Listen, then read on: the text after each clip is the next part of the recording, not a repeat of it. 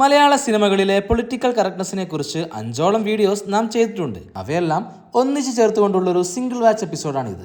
പണിക്കർ സാറേ, എന്താടോ സാറിന്റെ പെണ്ണും ഞാൻ വഴിപഴപ്പിക്കേണ്ട പെണ്ണും വന്നു. സ്ത്രീകൾക്ക് നേരെയുള്ള അതിക്രമങ്ങൾ വർദ്ധിച്ചു വരുന്ന ഈ സമയത്ത് ഏറെ ചർച്ച ചെയ്യുന്ന ഒന്നാണ് സിനിമകളിലെ പൊളിറ്റിക്കൽ കറക്റ്റ്നെസ്. സിനിമയ്ക്ക് സമൂഹത്തിൽ സ്വാധീനം ചെലുത്താൻ കഴിയുമെന്നാണ് ഈ വാദം. സ്ത്രീകൾക്കെതിരെയുള്ള അതിക്രമങ്ങളെ നിസ്സാരവൽക്കരിച്ചുകൊണ്ടും തമാശവൽക്കരിച്ചുകൊണ്ടും പല രംഗങ്ങളും മലയാള സിനിമയിലുണ്ടായിട്ടുണ്ട്. ഏറ്റവും ഹീനമായ കുറ്റകൃത്യമായ ബലാത്സംഗത്തെ തമാശവൽക്കരിച്ചുകൊണ്ടുള്ള പല സംഭാഷണങ്ങളും മലയാള സിനിമയിലുണ്ടായിട്ടുണ്ട്. 2007 ഷാഫി സംവിധാനം ചെയ്ത ചിത്രമാണ് ചോക്ലേറ്റ്. ഈ സിനിമയിൽ പൃഥ്വിരാജിന്റെ കഥാപാത്രം റോമയോട് പറയുന്നൊരു ഡയലോഗ് പിന്നീട് മലയാള സിനിമ ഏറെ ചർച്ച ചെയ്ത ഒന്നാണ്. അത് ശരിയാ, ഞാനൊന്ന് അറിഞ്ഞ് വിളയാടിയ പിന്നെ 10 മാസം കഴിഞ്ഞ് നീയൊക്കെ ഫ്രീ ആകും. ഒരു സഹപാഠിയെ റേപ്പ് ചെയ്യുമെന്ന് ഭീഷണിപ്പെടുത്തുമ്പോൾ കൂടെയുള്ളവരെല്ലാവരും തന്നെ ചിരിക്കുകയാണ് ചെയ്യുന്നത്. നടൻ പൃഥ്വിരാജ് വർഷങ്ങൾക്ക് ശേഷം ഈ സീൻ അഭിനയിച്ചതിന് ഖേദം പ്രകടിപ്പിക്കുകയുണ്ടായി. ലാൽ ജോസ് ചിത്രമാണ് മീശ മാധവൻ. മലയാളികളെ ഏറെ പൊട്ടിച്ചിരിപ്പിച്ച ഒരു ചിത്രമാണിത്.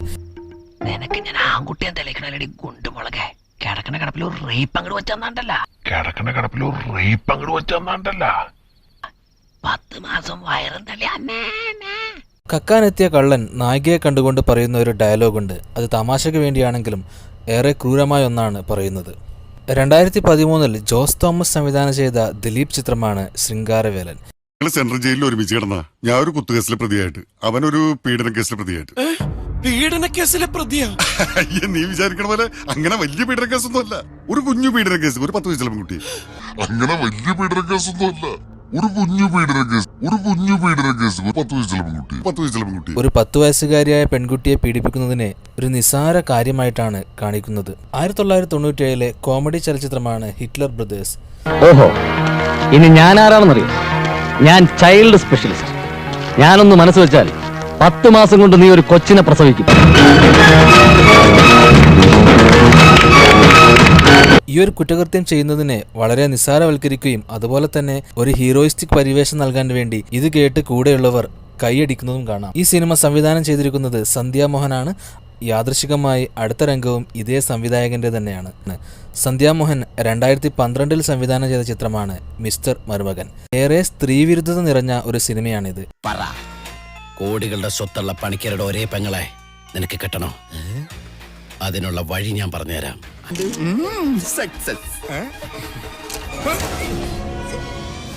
പെങ്ങളെ സാറിന്റെ പെങ്ങളല്ലേ ഇത്? ഈ ദൃശ്യം കാണിക്കാൻ എന്നോട് നിർബന്ധിച്ചു നിർത്തിയത്. ഈ രംഗത്തിൽ ഒരു സ്ത്രീയെ ബലാത്സംഗം ചെയ്തതിനു ശേഷം നായകൻ ചിരിക്കുന്നത് കാണുന്നുണ്ടോ? എങ്ങനെയാണ് ഒരാൾക്ക് ഒരു ബലാത്സംഗത്തിന് ശേഷം അത് കണ്ട് ചിരിക്കാൻ സാധിക്കുക? അതും സിനിമയിലെ നായകന്. കോമഡി കണ്ട് ചിരിച്ചവരുടെ മാനസികാവസ്ഥ എന്തായിരിക്കും? സിനിമയിലെ കഥാപാത്രങ്ങൾ എല്ലാവരും നന്മമരങ്ങളായിരിക്കണമെന്നല്ല. കഥാപാത്രങ്ങൾ നടത്തുന്ന കുറ്റകൃത്യങ്ങളെ തമാശവൽക്കരിക്കുകയും അതിന് ഒരു താരപരിവേഷം നൽകുകയും അതിനെ ന്യായീകരിക്കുകയും ചെയ്യുമ്പോഴാണ് അതൊരു തെറ്റായി മാറുന്നത്. என்ன சேலையும் காணும் உள்பாவாடையும் காணும் வெறும் ஜட்டியோட நிக்கிற. உங்களுக்கு அது ஷார்ட்ஸ், எங்களுக்கு அது ஜெட், எங்களுக்கு அது பிரா. அது மாதிரி உடம்ப காட்டு. இப்படி ஊருக்கெல்லாம் காட்டினேன்னு வச்சுக்க, அப்புறம் ஊர்ல உள்ள அத்தனை பயல்களும் கூட வாழணும்னு நினைப்பான். பொண்ணா லட்சணமா அழகா சேலையை கட்டி இழுத்து போத்திட்டு வந்தேன்னு வச்சுக்க, ஆம்பளைங்களாம் உன்னை பொண்ணா இல்ல മഹാലക്ഷ്മിയെ നെഞ്ച് കൈയെടുത്ത് കുമ്പിടുവാങ്ങ. സിനിമകളിലെ പൊളിറ്റിക്കൽ കറക്റ്റ്നെസ്സിനെ കുറിച്ച് ഏറ്റവും കൂടുതൽ ചർച്ച ചെയ്ത ഒരു രംഗമാണിത്. 2005 വിജയുടെ ശിവകാശി എന്ന ചിത്രത്തിൽ നിന്നുമുള്ള രംഗം. സ്ത്രീകൾ ആക്രമിക്കപ്പെടാൻ കാരണം അവർ ധരിച്ചിരുന്ന ഡ്രസ്സാണെന്ന് പറയുന്ന സീനാണിത്. സാരി ഉടുത്തു കഴിഞ്ഞാൽ പുരുഷന്മാർ സ്ത്രീകളെ ആക്രമിക്കില്ല എന്നും പറയുന്നുണ്ട്. ഇതേ കാര്യം 2021 പറഞ്ഞയാളെ വിജയ് തിരുത്തുകയാണ് മാസ്റ്റർ. அம்மாவோட புடவை கட்டியிருந்தேன். அது என்ன சொன்னீங்க? ட்ரெஸ். எத்தனை நாளைக்கு பொண்ணுக்கு போற ட்ரெஸ்ஸை குறை சொல்ல முடியும்? கொஞ்சம் மாசத்துக்கு முன்னாடி ஒரு எக்ஸிபிஷன் அதில் ரேப் அண்ட் மர்டர் செய்யப்பட்ட பெண்கள் போட்டிருந்த ட்ரெஸ் வச்சிருந்தேன். அதில் ஸ்கூல் யூனிஃபார்ம், போலீஸ் ட்ரெஸ், முழுசா மூடி இருந்த பர்தா, பெரும்பாலும் உங்க கணக்குப்படியா நல்ல ட்ரெஸ் தான். அது ஒரு கை குழந்தை சாகும் போது வெறும் பேம்பஸ் மட்டும் தான் மேடம் போட்டிருந்ததா. സിനിമകൾ മാറി ചിന്തിക്കാൻ തുടങ്ങിയിരിക്കുന്നു. ശിവകാശിയിലേതുപോലെ ഇന്നും തിരുത്താത്ത പല രംഗങ്ങളും മലയാള സിനിമയിലും ഉണ്ടായിട്ടുണ്ട്. അവയെക്കുറിച്ചാണ് നാം ഇന്ന് സംസാരിക്കുന്നത്. ബലാത്സംഗത്തെ തമാശവൽക്കരിച്ച വീഡിയോയിൽ പലരും കമൻറ്റ് ചെയ്തൊരു കാര്യം സിനിമയെ സിനിമയായി തന്നെ കാണണമെന്നാണ്. സിനിമയെ സിനിമ എന്ന കലാരൂപമായിട്ട് മാത്രമാണ് കാണുന്നതും ആ കലക്ക് സമൂഹത്തെ സ്വാധീനിക്കാൻ കഴിയുമെന്നതുകൊണ്ട് തന്നെയാണ് സിനിമകളിൽ പൊളിറ്റിക്കൽ കറക്റ്റ്നെസ് വേണമെന്ന് വാദിക്കുന്നത്. സിനിമകളിലെ പൊളിറ്റിക്കൽ കറക്റ്റ്നെസ്സിനെ കുറിച്ച് സംസാരിക്കാൻ മലയാളികൾ തുടക്കമിട്ട സിനിമയായിരുന്നു 2016 റിലീസ് ചെയ്ത നിതിൻ രഞ്ജി പണിക്കർ എഴുതിയ കസബ എന്ന ചിത്രം. ഈ ചിത്രത്തിലെ മമ്മൂട്ടിയുടെ ഈ ഡയലോഗാണ് അതിന് കാരണമായത്.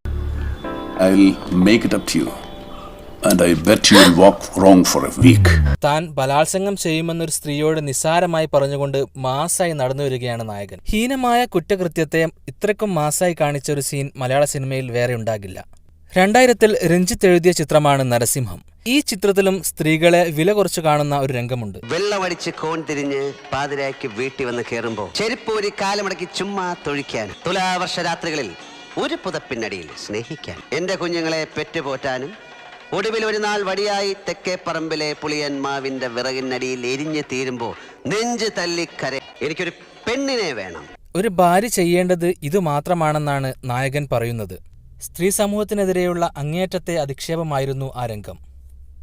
നിന്നെ പോലുള്ള സ്നോബുകൾക്ക് ഈ ആത്മാവ് തൊട്ടറിയാനുള്ള സെൻസ് ഉണ്ടാവണം, സെൻസിബിലിറ്റി ഉണ്ടാവണം, സെൻസിറ്റിവിറ്റി ഉണ്ടാവണം. മമ്മൂട്ടിയുടെ എക്കാലത്തെയും ഓർത്തുവെക്കുന്ന ഒരു മാസ് ഡയലോഗാണിത്. 1995 രഞ്ജി പണിക്കർ എഴുതിയ ആ ഡയലോഗിന് ശേഷമുള്ള ഡയലോഗ് സ്ത്രീകളെ അപമാനിക്കുന്നതിന് തുല്യമായിരുന്നു. മേലിൽ ഒരാണിന്റെയും മുഖത്തിന് നേരെ ഉയരില്ല നിന്റെ ഈ കയ്യ്. അതെനിക്കറിയാനിട്ടല്ല, പക്ഷേ നീ ഒരു പെണ്ണായി, വെറും പെണ്ണ്. വെറും പെണ്ണ് എന്ന വാക്കിലൂടെ സ്ത്രീകളെ മുഴുവനായിട്ടും വില കുറച്ച് കാണുകയാണ് നായകൻ. പുരുഷാധിപത്യത്തിനെതിരെ ഒരാളും തന്നെ കൈ ഉയർത്തേണ്ടതില്ല എന്നും നായകൻ പറയുന്നുണ്ട്. മോളെ IPS വെച്ചേ, ഇത് നിന്റെ ഡൽഹിയും പാട്ടിയാലയൊന്നുമല്ല, ഇത് കോട്ടയമാ, കോട്ടയം. 2002 ബാബു ജനാർദ്ദൻ എഴുതി കെ മധു സംവിധാനം ചെയ്ത ചതുരംഗം എന്ന ചിത്രത്തിൽ നിന്നുമാണ് ഈ ഡയലോഗ്. ഈ ഡയലോഗ് പറയുന്നതിന് മുമ്പായി നായകൻ മറ്റൊരു കാര്യം പറയുന്നുണ്ട്. ഇതാ ഈ പെമ്പിള്ളാര് പോലീസിൽ ചേർന്നുള്ള കുഴപ്പം. മുമ്പും പിമ്പും നോക്കാതെ എടുത്തങ്ങ് ചാടും. നല്ല നെല്ലുകുത്തിരിയുടെ ചോറ്, നല്ല പഴമാങ്ങാ പുളിശ്ശേരിയൊക്കെ ഒഴിച്ച് കഴിച്ച് ഏതെങ്കിലും നല്ല നായര് കൊച്ചന്റെ 10-12 പിള്ളേരെയൊക്കെ പ്രസവിച്ച് കഴിയേണ്ട ഈ കാലത്ത് ഇവിടെ വന്ന് കിടന്നിങ്ങനെ. സ്ത്രീകൾ ജോലിയൊന്നും ചെയ്യാതെ വീട്ടിൽ അടങ്ങിയിരിക്കേണ്ടവരാണെന്ന് മാത്രമാണ് നായകന്റെ സങ്കല്പം.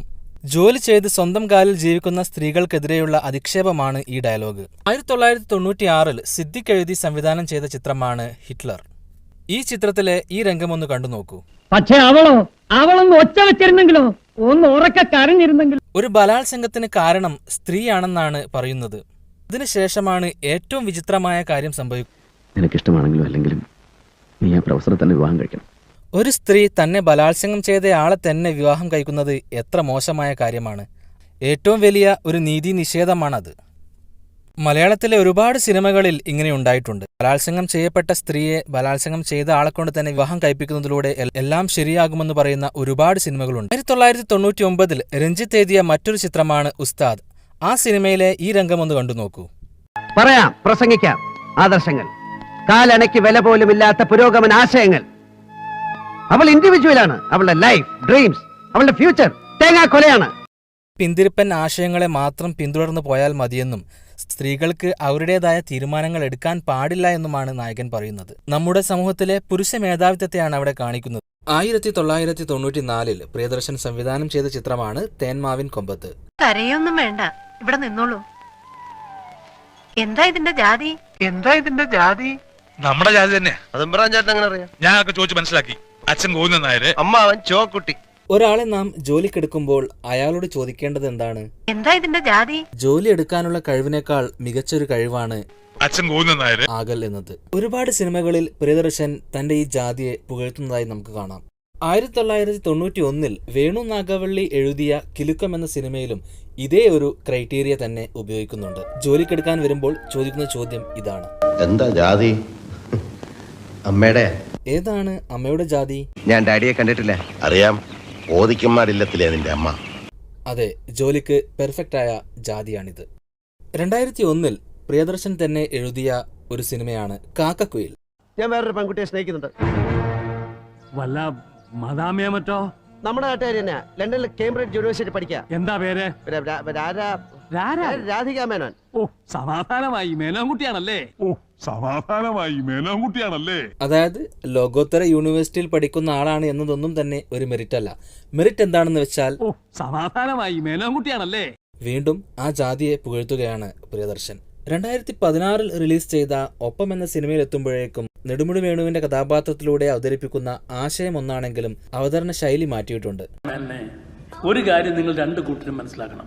ഇക്കാലത്ത് ഒരു പട്ടിയെ വാങ്ങിച്ചാലും പശുവിനെ വാങ്ങിച്ചാലും കുതിരയെ വാങ്ങിച്ചാലും ആദ്യം നോക്കുന്നത് പെഡിഗ്രിയാണ്, അതായത് പാരമ്പര്യം. രഘുവീർ സിംഗിന്റെ തറവാട് വലിയ തറവാടാണ്, മേനന്റെ അതെ. അതായത് രണ്ടുപേരും ടോപ്പ് ക്ലാസ് ആയതുകൊണ്ട് പ്രശ്നമില്ല എന്നത്. അവിടെയും അദ്ദേഹത്തിന്റെ ഈ വിഭാഗീയത കാണാം. 1997 പ്രിയദർശൻ എഴുതിയ മറ്റൊരു സിനിമയാണ് ചന്ദ്രലേഖ. ഇപ്പൊ മനസ്സിലായോ പിള്ള മനസ്സിൽ കള്ളമില്ലെന്ന്? അതിന് നീ നായരല്ലേ? അതേടോ, നല്ല അന്തസ്സുള്ള ഇല്ലത്തെ നായരാ, എന്തേ കാണായിരുന്നു. അപ്പൊ അത്ര വിഷമുള്ള ജാതി അല്ല. അന്യ സ്ത്രീ വസ്ത്രം മാറുന്നത് നോക്കി നിൽക്കാതിരിക്കാൻ അയാളുടെ നല്ല സ്വഭാവമല്ല വേണ്ടത്, അയാൾ ഇല്ലത്തെ നായരാ, എന്തേ കാണായിരുന്നു.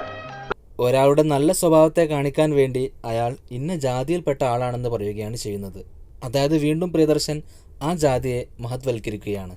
അതോടൊപ്പം തന്നെ അത്ര വിഷമുള്ള ജാതി അല്ല എന്ന് പറയുന്നതിലൂടെ ആരെയാണ് പ്രിയദർശൻ ഉദ്ദേശിക്കുന്നത്? പൊളിറ്റിക്കലി ഇൻകറക്റ്റായ ഒരുപാട് കഥകൾ എഴുതിയ ആളാണ് ടി ദാമോദരൻ. അദ്ദേഹത്തിന്റെ പല സിനിമകളും പ്രിയദർശൻ സംവിധാനം ചെയ്തിട്ടുണ്ട്. 1999 ടി ദാമോദരൻ എഴുതിയ ചിത്രമാണ് മേഘം. കേളെന്ന് പറഞ്ഞാൽ കേളുനായർ, കേളപ്പൻ നായർ അങ്ങനെ വല്ലതും ആണോ? അപ്പൊ പേരില്ലേ? പേരുണ്ട്, RV തമ്പുരാൻ. തമ്പുരാൻ എന്ന് വിളിക്കും. തമ്പുരാനും തമ്പുരാട്ടിയും ഒക്കെ ഇവിടെ ചെറുമക്കളാ ഞങ്ങളെ വിളിക്കുക. അതെങ്ങനെ ഒരു പേരാകുക? അതായത് ഒരു വിഭാഗം ഇപ്പോഴും മറ്റുള്ളവരുടെ അടിമയായി തുടരുന്നതിൽ അഭിമാനിക്കുകയാണ് അവർ ചെയ്യുന്നത്. 1992 ടി ദാമോദരൻ എഴുതി പ്രിയദർശൻ സംവിധാനം ചെയ്ത ചിത്രമാണ് അദ്വൈതം. കീഴ്ജാതിക്കാരനായ എന്റെ വളർച്ച പലർക്കും സഹിക്കുന്നില്ല. അസൂയ, ശത്രുക്കൾ ഈ സംഭവം വെച്ച് എനിക്കെതിരായിട്ട് മുതലെടുത്തു. എല്ലാം ഉള്ള ദൈവത്തിന് എന്തിനാടോ പണം? അതെല്ലാം നമുക്കുള്ളതാ. പക്ഷെ ചുമ്മാ കൈയിട്ട് വരാനൊക്കില്ല. ബുദ്ധി തന്റെ ജാതി ഇതാണെന്നും താൻ ചെയ്യുന്നതെല്ലാം തന്നെ മോശമാണെന്നും ഇങ്ങനൊരു കഥാപാത്രം ഉണ്ടാക്കി ആ കഥാപാത്രത്തിനെ കൊണ്ട് തന്നെ പറയിപ്പിക്കുകയാണ്. മന്ത്രി പറഞ്ഞു, ന്യൂനപക്ഷങ്ങൾക്കെതിരായിട്ട് സർക്കാരിനൊന്നും ചെയ്യാൻ പറ്റില്ലെന്നാണ് പറഞ്ഞത്. ഭൂരിപക്ഷ സമുദായത്തെ പീഡിപ്പിക്കുന്നതിലാവും താല്പര്യം. അവർക്ക് വേണ്ടി ആരും ചോദിക്കാനില്ല എന്ന ധൈര്യം. ടി ദാമോദരൻ എഴുതിയ 1988 പ്രിയദർശൻ സംവിധാനം ചെയ്ത ചിത്രമാണ് ആര്യൻ. എടോ, തനിക്ക് എന്നോടുള്ള വിദ്വേഷം എന്താണെന്ന് എനിക്കറിയാം. കീഴ്ജാതിക്കാരന്റെ അപകർഷത. ഒരു സവർണ സ്ത്രീ 60 കഴിഞ്ഞ വൃദ്ധയാണെങ്കിൽ പോലും അവരെ വരെ പകയോടെ പ്രാപിക്കാൻ പോകുന്ന നിന്റെയൊക്കെ മനസ്സിലാണ്ട ജാതി മൈത്തവും. പച്ചക്ക് ജാതീയത വിളിച്ചു പറയുകയാണ് ഈ ഡയലോഗിലൂടെ. ഒരു ജാതിക്കാരനായ വില്ലനെ സൃഷ്ടിച്ചുകൊണ്ട് ആ ജാതിയെയും ആ ജാതിക്കാരെയും മുഴുവനായും അധിക്ഷേപിക്കുകയാണ് ടി ദാമോദരൻ ഈ ചിത്രത്തിലൂടെ. സിനിമകളിലൂടെ നവോത്ഥാനം കൊണ്ടുവരേണ്ടവരാണ് കഥാകൃത്തുക്കൾ. എന്നാൽ ഇങ്ങനെയുള്ള സിനിമകൾ സമൂഹത്തെ ഒരുപാട് വർഷം പിന്നോട്ട് കൊണ്ടുപോവുകയാണ്. ടി ദാമോദരൻ എഴുതിയ ഒരുപാട് സിനിമകൾ ഇങ്ങനെയാണ്. ഇതുപോലെ ജാതീയതയും സംവരണ വിരുദ്ധതയും ഒക്കെ കാണിച്ചിട്ടുണ്ട്. എന്താണ് ഈ രംഗങ്ങളെക്കുറിച്ച് നിങ്ങളുടെ അഭിപ്രായമെന്ന് കമന്റ് ചെയ്യുമല്ലോ. നിങ്ങൾക്കറിയാവുന്ന ജാതീയത പറഞ്ഞ മലയാള സിനിമകളെക്കുറിച്ചും കമന്റ് ചെയ്യുമല്ലോ. ഇത് കണ്ട് എല്ലാവരും ഞെട്ടണം. സിനിമകൾ പലവിധമാണ്.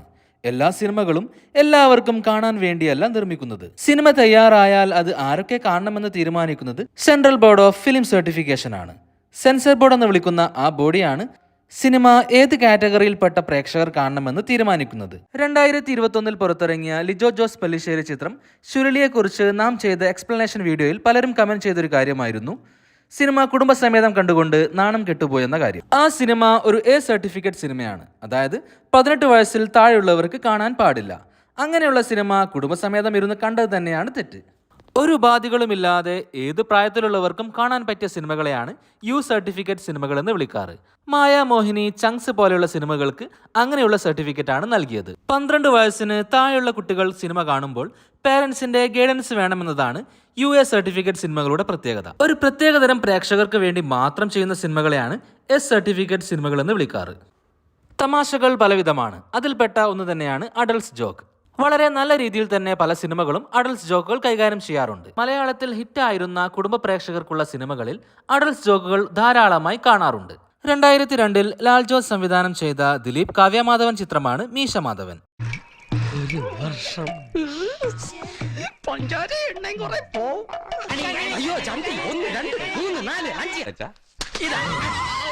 ജഗതിയുടെ കഥാപാത്രത്തിലൂടെ സിനിമയിൽ വളരെ ഡയറക്റ്റായി തന്നെ അഡൾട്ട്സ് ജോക്കുകൾ ഉപയോഗിച്ചിട്ടുണ്ട്.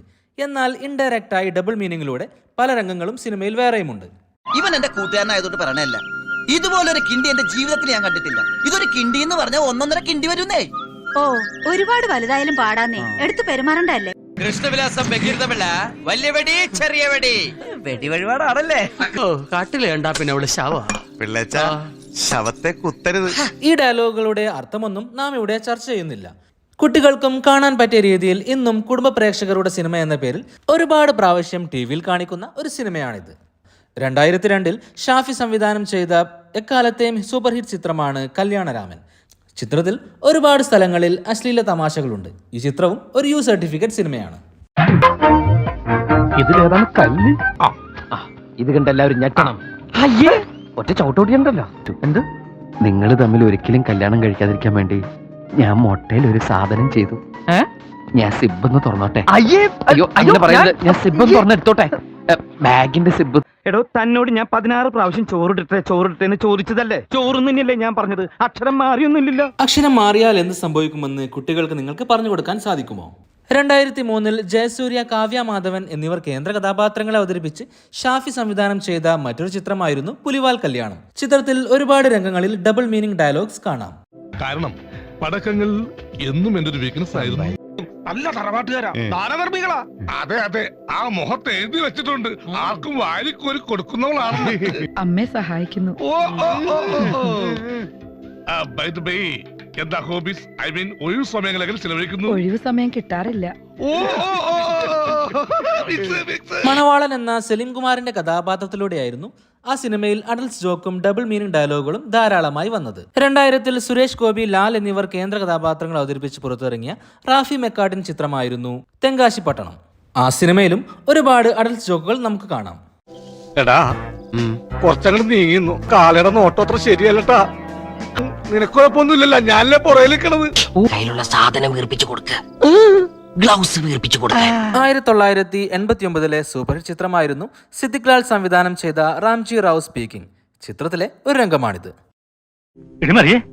അതാരായിരിക്കും? ഏത് ഫോണിൽ വിളിച്ചിട്ട് കളി വരാമെന്ന് പറഞ്ഞു? ഈ വക വൃത്തിയും പറഞ്ഞ് എന്റെ അടുത്ത് തരുത്.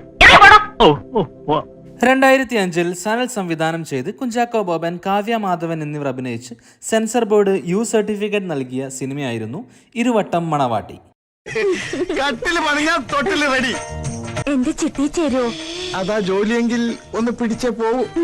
ആളൊരു ബോംബാ. കളിയാക്കാതെ. ബോംബൊന്നുമല്ല, അത്രയ്ക്കൊന്നുമില്ല. പിന്നെ വെടിയാ? വെടിവെച്ചാൻ കോവിൽ എവിടെയോ വെച്ച് കണ്ടതുപോലെ ഓർമ്മ എനിക്കുണ്ട്. ഇങ്ങനെയുള്ള സിനിമകൾ എങ്ങനെയാണ് കുടുംബ പ്രേക്ഷകരുടെ സിനിമയായി മാറിയത്? 2004 പുറത്തിറങ്ങിയ ജയറാം ചിത്രമാണ് മയിലാട്ടം. ചിത്രത്തിലെ ഒരു രംഗമാണിത്. കുറച്ചു നേരം ഇതിങ്ങനെ കിടക്കട്ടെ, ദൈവം നന്ദിയുള്ളവരാ, നമുക്ക് സംസാരിച്ചിരിക്കാലോ. ഒരു ദിവസം നിന്നെ ഞാൻ സത്യമംഗലം കാടിന്റെ ഉള്ളിലേക്ക് കൊണ്ടുപോകുന്നുണ്ട്, എന്റെ വീരപ്പനെ കാണിക്കാൻ. കാലങ്ങളായി സിനിമകളിൽ ഡബിൾ മീനിങ് ഡയലോഗുകൾ ഉണ്ട്. അല്ലാതെ ന്യൂ ജനറേഷൻ സിനിമകളിൽ മാത്രമുള്ള ഒന്നല്ല ഇത്. ഒരു ബ്ലാക്ക് ആൻഡ് വൈറ്റ് സിനിമയിലെ രംഗമാണിത്. അടിയിലോട്ട് പണിതെടുത്തതോ വാർത്തതോ ഇട്ടമില്ല തമ്പുരാനെ. മെയ്മെടുക്കുള്ള തച്ചൻ തട്ടി നോക്കിയെങ്കിലും അറിയാവുള്ളേ. മേൽക്കൂടും ഭാരമേറി ദുഃഖിച്ചു നിൽക്കുകയാണെന്ന് തോന്നുന്നല്ലോ. 80കളിലും ഇതുപോലെയുള്ള രംഗങ്ങൾ കാണാം. 1983 IV ശശി സംവിധാനം ചെയ്ത് മമ്മൂട്ടി, മോഹൻലാൽ, സീമ എന്നിവർ അഭിനയിച്ച് പുറത്തിറങ്ങിയ നാണയം എന്ന ചിത്രത്തിലെ ഒരു രംഗമാണിത്. ബാക്ക് കൊള്ളാം, ഫ്രണ്ടും കൊള്ളാം. ആ ബമ്പർ ഹെഡ്ലൈറ്റ് ഒന്ന് നോക്കിയേ, നല്ല ഫിനിഷിംഗ്. ബോഡിക്ക് എന്താ കുഴപ്പം? ഒരു കുഴപ്പമില്ല. സ്ട്രോങ് ആൻഡ് ക്ലീൻ, നല്ല കളറും. നാം സംസാരിച്ച സിനിമകളൊന്നും തന്നെ മോശം സിനിമകളല്ല. പ്രേക്ഷകർ ഇരു കൈയും നീട്ടി സ്വീകരിച്ച സിനിമകൾ തന്നെയാണ്. ഈ സിനിമകളെല്ലാം തന്നെ നാം ഒരുപാട് ആസ്വദിച്ചിട്ടുമുണ്ട്. ഡബിൾ മീനിങ് ഡയലോഗുകളും അഡൽസ് ജോക്കുകളും ഒരു തെറ്റുമല്ല. പക്ഷേ ഇതെല്ലാം എവിടെയാണ് പ്ലേസ് ചെയ്തിരിക്കുന്നത് എന്നതാണ് തെറ്റ്. കുടുംബ പ്രേക്ഷകർക്കുള്ള, കുട്ടികൾക്കുള്ള സിനിമകൾ എന്ന പേരിൽ ഇറങ്ങുകയും യു സർട്ടിഫിക്കറ്റ് നൽകപ്പെടുകയും ചെയ്ത സിനിമകളിലാണ് ഇവയെല്ലാം തന്നെ പ്ലേസ് ചെയ്തിരിക്കുന്നത്. അതൊരു തെറ്റായി തുടരുമ്പോഴും ഇന്നും ടെലിവിഷൻ ചാനലുകൾ കുടുംബ പ്രേക്ഷകർക്കുള്ള സിനിമ എന്ന പേരിൽ ഈ സിനിമകൾ ആഘോഷിക്കപ്പെടുകയാണ്. പുതുതായി ഇറങ്ങുന്ന പല ഫാമിലി എന്റർടൈനർ സിനിമകളിലും ഇതുപോലെ അഡൽസ് ജോക്കുകൾ വളരെ ധാരാളമായി കാണാം. കാരണം നാം പറഞ്ഞ സിനിമകളെല്ലാം തന്നെ വൻ വിജയമായിരുന്നു എന്ന് അവർക്കും അറിയാം. ഈ രംഗങ്ങൾ കുട്ടികൾക്ക് മനസ്സിലാകില്ല എന്നാണ് നിങ്ങൾ കരുതുന്നെങ്കിൽ അവർക്കുണ്ടാവുന്ന സംശയങ്ങൾ ദൂരീകരിക്കാൻ നിങ്ങൾക്ക് സാധിക്കുമോ? പ്രായപൂർത്തിയായിട്ടും ഈ രംഗങ്ങളിൽ അർത്ഥവ്യത്യാസമുണ്ടെന്ന് നിങ്ങൾക്ക് മനസ്സിലാകുന്നില്ല എന്നാണോ? അങ്ങനെയാണെങ്കിൽ എൻ്റെ ചിന്തകൾ കൊണ്ടുള്ള പ്രശ്നമായിരിക്കാം, അല്ലെങ്കിൽ എഴുത്തുകാരൻ്റെ പരാജയമായിരിക്കാം. പക്ഷേ അവ രണ്ടുമല്ല. ഈ രംഗങ്ങളിൽ പ്രശ്നമൊന്നുമില്ല എന്ന് തോന്നുന്നവരാണ് നിങ്ങളെങ്കിൽ സ്വർഗത്തിന്റെ വാതിലുകൾ നിങ്ങൾക്കായി തുറന്നു വെച്ചിരിക്കുന്നു. ഫാമിലി എന്റർടൈനർ എന്ന സിനിമകളിൽ നിന്നും അഡൽട്സ് ജോക്കുകൾ ഇല്ലാതാക്കാൻ പ്രേക്ഷകർ തന്നെ അവയെ നിരുത്സാഹപ്പെടുത്തേണ്ടതാണ്. എന്താണ് നിങ്ങളുടെ അഭിപ്രായം? ഇതുപോലെയുള്ള രംഗങ്ങൾ നിങ്ങൾക്കറിയാമെങ്കിൽ അവ കമന്റ് ചെയ്യുമല്ലോ. ഒരു സ്ത്രീയുടെ പിന്നാലെ സ്ഥിരമായി ഒരാൾ നടന്നു വരികയാണ്. എന്തായിരിക്കും ആ സ്ത്രീയിൽ ഉണ്ടാക്കുന്ന അരക്ഷിതാവസ്ഥ? ഒരു ദിവസം അയാൾ അവളുടെ വീട്ടിൽ കടന്നു കയറി അവൾ വസ്ത്രം മാറുന്നത് വരെ ഒളിഞ്ഞു നോക്കുന്നു. ആ അപരിചിതൻ അവളുടെ ജോലി സ്ഥലത്ത് പോയും പ്രശ്നങ്ങൾ ഉണ്ടാക്കുന്നു. അങ്ങനെ ഒരു വ്യക്തിയെക്കുറിച്ച് എന്തായിരിക്കും നിങ്ങളുടെ അഭിപ്രായം? ഇതൊരു സിനിമയിലായിരുന്നെങ്കിൽ ആ വ്യക്തി ഒരു വില്ലനായിരിക്കും. എന്നാൽ ഈ പറഞ്ഞ രംഗങ്ങളെല്ലാം ഇങ്ങനെയാണെങ്കിലോ?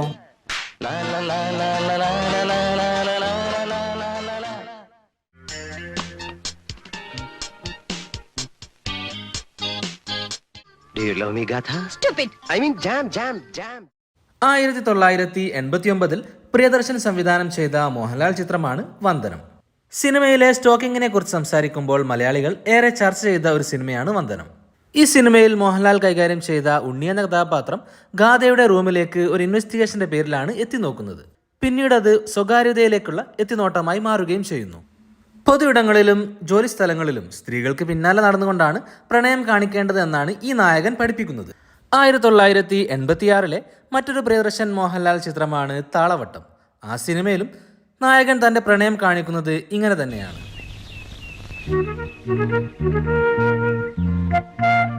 സ്നേഹം തോന്നുന്ന കുറ്റമാണോ കർത്താവേ?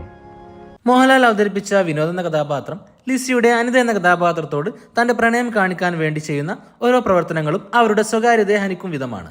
വന്ദനം സിനിമയിലേതുപോലെ തന്നെ ഭീഷണിപ്പെടുത്തി ഇഷ്ടമാണെന്ന് പറയിപ്പിക്കുന്ന രംഗവും ആ സിനിമയിലുമുണ്ട്. ഞാനിപ്പോ പോയി പറയും, കമ്പനി പൂട്ടും, MD തൂങ്ങും, ഗാഥയുടെ പണി പോകും. ഇങ്ങനെ സ്വകാര്യതയെ ഹനിച്ചുകൊണ്ടുള്ള പ്രവർത്തനങ്ങളെല്ലാം തന്നെ പ്രണയത്തിൽ സ്വാഭാവികമായ കാര്യമാണെന്നാണ് ഈ സിനിമ നമ്മെ പഠിപ്പിക്കുന്നത്. 1993 സിബി മലയാൽ സംവിധാനം ചെയ്ത് മോഹൻലാൽ ഡബിൾ റോളിലെത്തിയ സിനിമയാണ് മായാമയൂരം.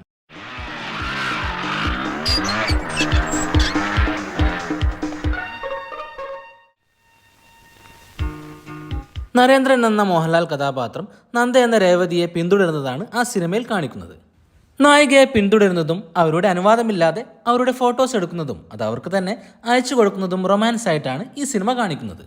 ഇങ്ങനെ ചെയ്യുന്ന നായകന്മാരോട് പ്രണയം തോന്നുന്ന നായികമാരെയാണ് നമ്മുടെ എഴുത്തുകാർ സൃഷ്ടിച്ചു വെച്ചിരിക്കുന്നത്. 2000 റാഫി മെക്കാട്ടിൻ സംവിധാനം ചെയ്ത മൾട്ടി സ്റ്റാർ ചിത്രമാണ് തെങ്കാശിപ്പട്ടണം. ചിത്രത്തിൽ ദിലീപ് കൈകാര്യം ചെയ്ത ശത്രു എന്ന കഥാപാത്രത്തെ എല്ലാവരും ഓർക്കുന്ന ഒന്നാണ്. 5 കൊല്ലമായി ഞാൻ തന്നെ പുറകെ നടക്കുക. ഈ സമയം മെഡിസിന് പോയിരുന്നെങ്കിൽ ഞാനിപ്പോ ഡോക്ടറായനെ. എനിക്ക് കുട്ടിയെ കല്യാണം കഴിക്കണം, അല്ലാതെ വേറെ ഒന്നും കഴിക്കില്ല. മനസ്സിലായടാ? കുറെ കാലമായി താൻ ഇങ്ങനെ പുറകെ നടക്കാൻ തുടങ്ങിയിട്ട് തനിക്കെന്താ ഭ്രാന്താണോ? ഇഷ്ടമല്ല. അങ്ങനെ പറയരുത്. പിന്തുടരലിനെ തന്റെ ജന്മാവകാശമായി കാണുന്ന നായകനെയാണ് നമുക്കിവിടെ കാണാൻ സാധിക്കുക. IPC സെക്ഷൻ 354 പ്രകാരം 5 വർഷം വരെ തടവ് ശിക്ഷ ലഭിക്കാവുന്ന ഈ ഒരു കുറ്റകൃത്യത്തെ വളരെ സ്വാഭാവികമായി നമുക്ക് തോന്നാൻ എന്താണ് കാരണം? ചിലപ്പോൾ അത് ചെയ്യുന്ന കഥാപാത്രങ്ങളെ അവതരിപ്പിക്കുന്ന നടന്മാരോടുള്ള നമ്മുടെ ആരാധനയായിരിക്കാം. 2003 ജോണി ആന്റണി ചിത്രം CID മൂസയിലും സഹദേവൻ എന്ന കഥാപാത്രം ചെയ്യുന്നത് ഇത് തന്നെയാണ്.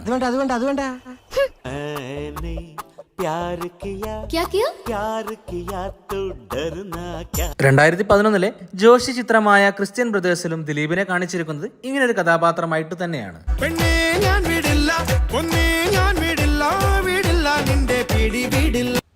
നായികയിൽ നിന്നും തനിക്ക് കിട്ടേണ്ട പ്രണയം നായകന്റെ ഉടമസ്ഥാവകാശമാണെന്ന രീതിയിലാണ് ഈ സിനിമകൾ കാണിക്കുന്നതും.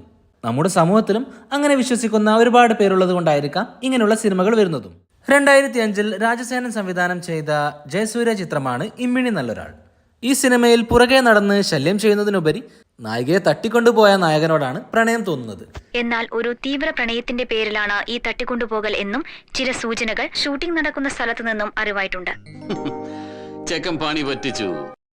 നിന്നെ കാട്ടിക്കൊണ്ടുപോയി കെട്ടിയിട്ടിട്ട് ഇന്നൊരു വർഷം തികയാ. വൈകിട്ട് നമുക്കൊന്ന് ആഘോഷിക്കണം. യഥാർത്ഥത്തിൽ ഇതൊരു മാനസിക പ്രശ്നമാണ്. 1991 ഷാജി കൈലാസ് സംവിധാനം ചെയ്ത ജയറാം ചിത്രമാണ് കിലുക്കാംപെട്ടി.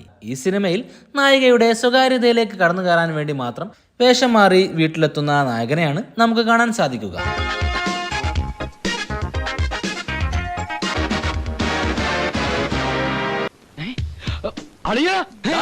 വെള്ളം മാറി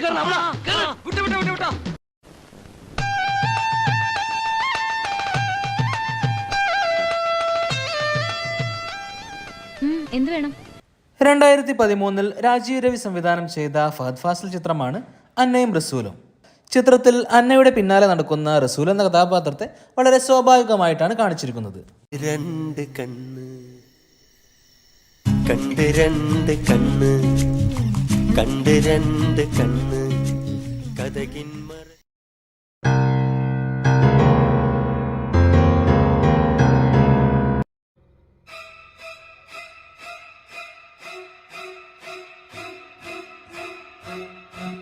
അന്നയ്ക്ക് പിറകെ നടക്കുന്ന റസൂലിനെ കാണിക്കുമ്പോൾ വളരെ റൊമാൻറ്റിക് ആയിട്ടുള്ള ഗാനങ്ങളാണ് കാണിക്കുന്നത്. അതിനു പകരം ചില സൈക്കോ സിനിമകളിലെ BGM ആണ് ഉപയോഗിച്ചിരുന്നെങ്കിൽ ആ സീൻ എങ്ങനെയായിരിക്കും നിങ്ങളെ എഫക്ട് ചെയ്യുക? 2014 അഞ്ജലി മേനോൻ ചിത്രം ബാംഗ്ലൂർ ഡേയ്സിലും പിന്നാലെ നടന്നുകൊണ്ട് ഒപ്പം നടക്കാൻ ആഗ്രഹിക്കുന്ന നായകന്റെ കഥയാണ് പറയുന്നത്. എനിക്ക് തന്റെ പിന്നാലെ നടക്കാനല്ല, ഒപ്പം നടക്കാൻ ഇഷ്ടം. 2005 ജോണി ആന്റണി സംവിധാനം ചെയ്ത മറ്റൊരു ദിലീപ് ചിത്രമാണ് കൊച്ചി രാജാവ്. ആ സിനിമയിൽ സൂര്യനാരായണ വർമ്മ എന്ന ദിലീപ് കഥാപാത്രവും തന്റെ അവകാശം പോലെയാണ് മറ്റൊരാൾക്ക് പിന്നാലെ നടക്കുന്നതും അവരുടെ കാര്യങ്ങളിൽ ഇടപെടുന്നതും. എന്താ വിടില്ല, ഞാൻ പറയണ്ട, വിടില്ല ഞാൻ. ഉടനെ ചെന്നൈയിലേക്ക് പ്രകാശം തിരിച്ചു പോവല്ലേ, അത് പറയണ്ടേ? എന്റെ അച്ചൂട്ടി അങ്ങോട്ട് നീങ്ങിരുന്നേ, ഉന്നിട്ട് വണ്ടി എടുക്കട്ടെ എന്ന്. നിന്നെ ഞാൻ അങ്ങനെ ആർക്കും വിട്ടുകൊടുക്കില്ല എന്റെ മോൾ. സ്ത്രീകൾക്ക് നേരെയുള്ള അതിക്രമങ്ങളെ തമാശയായിക്കൊണ്ടും മാസായിക്കൊണ്ടും സ്വാഭാവിക രംഗങ്ങളായിക്കൊണ്ടും കാണിക്കുന്നത് ഒരു തെറ്റ് തന്നെയാണ്. അല്ലാതെ സിനിമകളിൽ ഒരിക്കലും തന്നെ അക്രമങ്ങളും അതിക്രമങ്ങളും കാണിക്കേണ്ടതില്ല എന്നല്ല നാം പറയുന്നതും.